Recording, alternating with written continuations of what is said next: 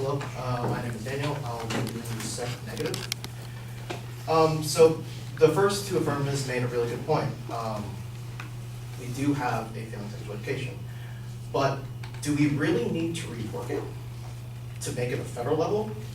According to them right now, the first affirmative, again, had no hard statistical evidence on the rate of the STDs are happening. And also, we have said that teen pregnancy has also gone down by 10 or so live births. And it has been going down, the height of that being in 1991. And is the lack of sexual education leading to a growth of STDs in pregnancy? So far, the affirmative has not really stated that that is a problem. One main problem of putting this plan into implementation is how uncomfortable the teachers are talking about the subject.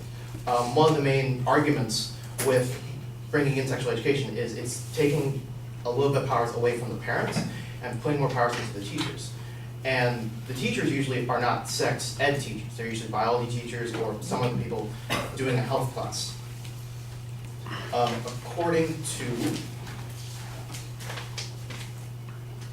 According to Jasmine Gyards, who did an interview on NPR, she stated that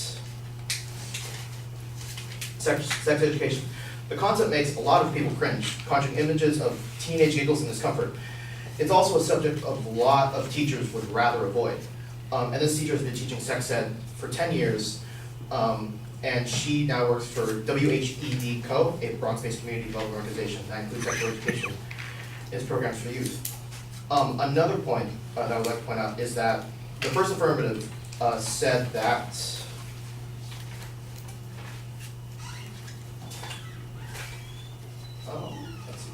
pointed out that only 20 states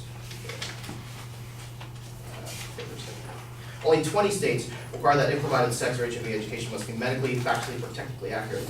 However, from the same source, coming from the NCSL, 33 states and the District of Columbia require students receive instruction about HIV and AIDS, and 24 states and the District of Columbia require public school to teach sexual education.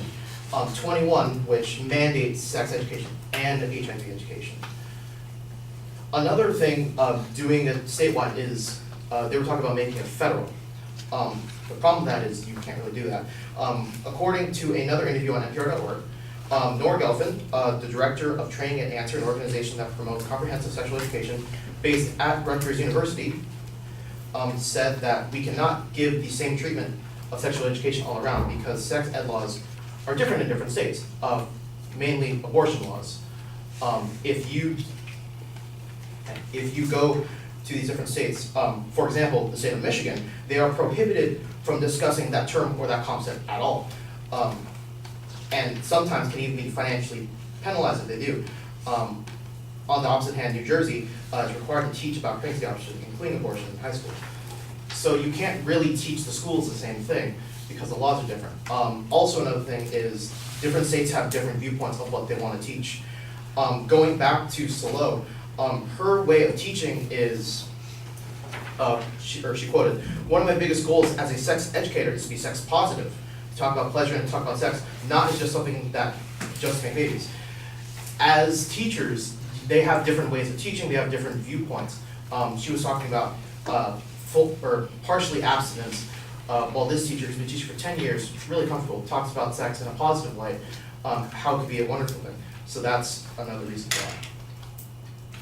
why. Another thing is that, on the same thing, is that the internet exists. And so you can get your information from there. She quoted that kids are getting information about sex and examples of what sex looks like in a lot of different ways already. It's actually not even about saying, oh, we should be giving them information. It's actually about saying we need to be supplementing the information that they already have. And so with this, do we really need to rework the sexual education that we have already? According to this, the teenage pregnancies have been going down steadily ever since 1991, and we have no hard evidence of the rate of STDs, so we cannot determine if it is failing or not.